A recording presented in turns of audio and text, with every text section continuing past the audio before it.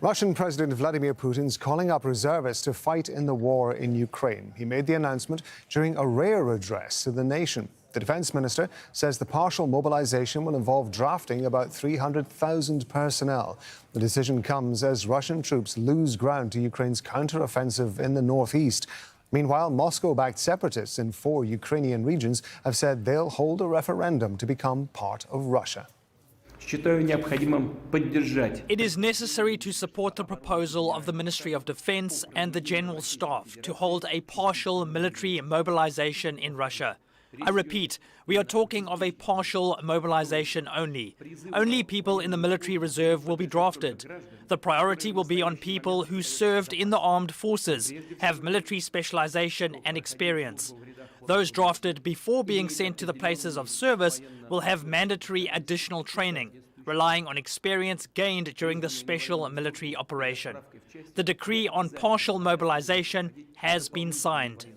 Well, Gabriel Elizondo is joining us live from Kyiv. So we're getting some more information about what this partial mobilization is going to be about, but it's going to take time to put all of this into place, isn't it?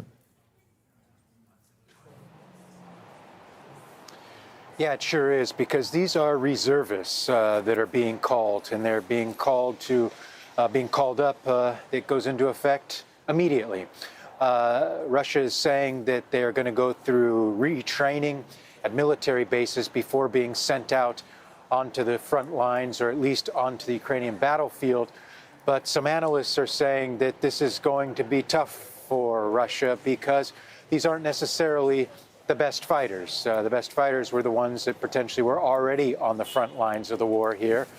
And so that this is going to take time for Russia to get some of these reservists retrained, get them to bases, and then to deploy them out into the field. So it certainly is not anything that will be an immediate solution per se for Russia's shortcomings on the battlefield here in Ukraine, but certainly it's something that the Ukrainian military is watching closely, because they now know that assuming Russia goes forward with this, there are as many as 300,000 reservists, boots on the ground, if you will, that Russia will have at their disposal moving forward in this war.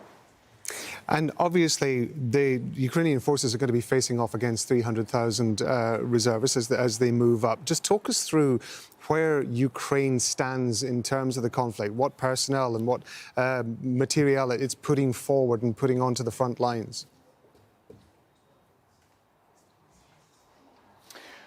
Well, the initial reaction from the Ukrainians is they are not too concerned about this. I mean, it's certainly a lot of more soldiers that Russia is putting into the fight, but the Ukrainians feel that they have two things very much in their advantage that they had since the beginning of the war, and that have only grown more so in the last 7 months since this war has been going on. And that's number one, motivation. They feel that the Ukrainians feel that they're very highly motivated, defending what they feel is very much their land against what they feel is very much an illegal full-scale invasion by Russia. And they also now, in the last few months, have been getting more and more sophisticated weapons from the West, from the UK, from Germany, from France, from Poland, but also primarily from the United States. It has given more than $15 billion, billion with a B, in military aid to the Ukrainians in sophisticated weapons that they've been using quite effectively to not only stop the Russian advance,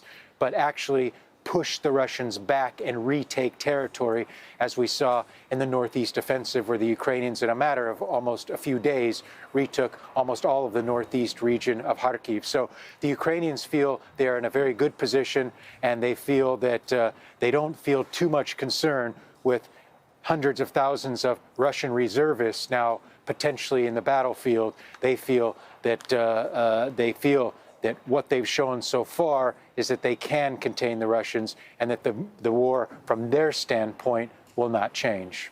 Gabriel, thank you very much. Gabriel Elizondo talking to us from Kyiv.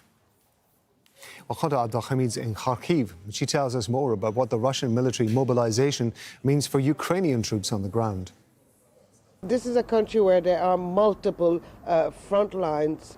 Here in the northeast of the country, the Ukrainians have been, since the beginning of the month, going ahead with this counter-offensive that has taken really everyone by surprise, and I'm supposing also the Russians, considering how quickly they retreated and they abandoned the Kharkiv region. Now, Ukrainians have been saying that they were the Russian soldiers here, who also had among them some of the separatist forces from the Lugansk region, were understaffed and under-equipped in this part of the country, as the Russians had moved a lot of their capabilities to other areas like the Donbass region, like Kherson region in the south of the country, where also another Ukrainian counter-offensive is expected. So there is need for the Russians to have more personnel here. There is need for them to have more military hardware here. Samuel Romani is an associate fellow at the Royal United Services Institute. He explains why President Putin's ordered a partial mobilization.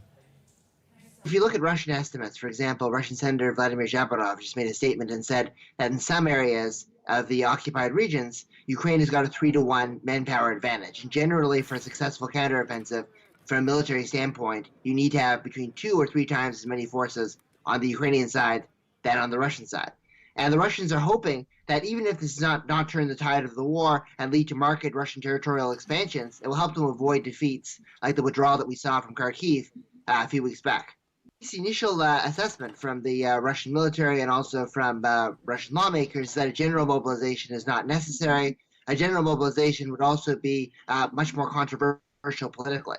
For example, Sergei Shoigu, the Russian defense minister, made it very clear that students and conscripts under the age of 27 are not going to be brought into this war. This is just going to be a mobilization for reservists. And that's a very strategic decision because the popularity of this war amongst those between 18 and 30 is significantly less than it is amongst those who are in their 40s or 50s.